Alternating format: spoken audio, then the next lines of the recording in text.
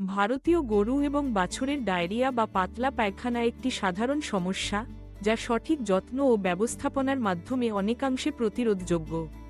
প্রথমেই, পরিষ্কার পরিচ্ছন্ন পরিবেশ নিশ্চিত করা জরুরি। গরুর খামার, তাদের ঘর এবং খাওয়ার পাত্র নিয়মিতভাবে পরিষ্কার রাখতে হবে, যেন জীবাণু সংক্রমণের ঝুঁকি কমে যায়। বাছুর জন্মের পরপরই তাদের মায়ের প্রথম দুধ, কলোস্ট্রাম, পর্যাপ্ত পরিমাণে খাওয়ানো অত্যন্ত জরুরি, কারণ এতে রয়েছে প্রয়োজনীয় অ্যান্টিবডি, যা তাদের রোগ প্রতিরোধ ক্ষমতা বাড়াতে সাহায্য করে। খাদ্য ব্যবস্থাপনায় সতর্ক অবলম্বন করা উচিত।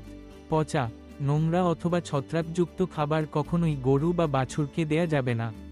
বিশুদ্ধ পানি সবসময় সহজলভ্য রাখা উচিত, কারণ দূষিত পানি থেকেই অনেক সময় ডায়রিয়া ছড়ায়।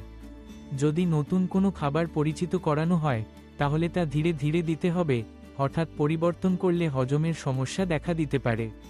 ডায়রিয়ার লক্ষণ দেখা দিলে, যেমন পাতলা পানির মতো মল, দুর্বলতা বা খাবারে অনীহা, তৎক্ষণাৎ ব্যবস্থা নিতে হবে। সবচেয়ে গুরুত্বপূর্ণ হচ্ছে, ডায়রিয়ার কারণে শরীরে যে পানিশূন্যতা হয়, তা পূরণের জন্য পর্যাপ্ত পানি ও ইলেকট্রোলাইট সমৃদ্ধ তরল দিতে হবে। অনেক সময় ভেটেরিনারি স্যালাইন দেয়া লাগতে পারে। অ্যান্টিবায়োটিক বা অন্য ওষুধ ব্যবহারের আগে অবশ্যই পশু চিকিৎসকের পরামর্শ নিতে হবে। প্রতিরোধের জন্য নিয়মিত ডিওয়ার্মিং এবং টিকাদান কার্যক্রম চালাতে হবে। এছাড়া, খামারে নতুন পশু আনার আগে তাদের কিছুদিন আলাদা রাখুন, যাতে কোনো সংক্রমণ ছড়িয়ে না পড়ে। মল পরিষ্কার করার সময় গ্লাভস ব্যবহার করুন এবং পরে ভালোভাবে হাত ধুয়ে নিন। সবশেষে, গরুর স্বাস্থ্যের দিকে প্রতিদিন নজর দিন। তাদের আচরণ, খাওয়া দাওয়া এবং মলত্যাগের ধরনের কোনো পরিবর্তন হলে দ্রুত ব্যবস্থা নিন।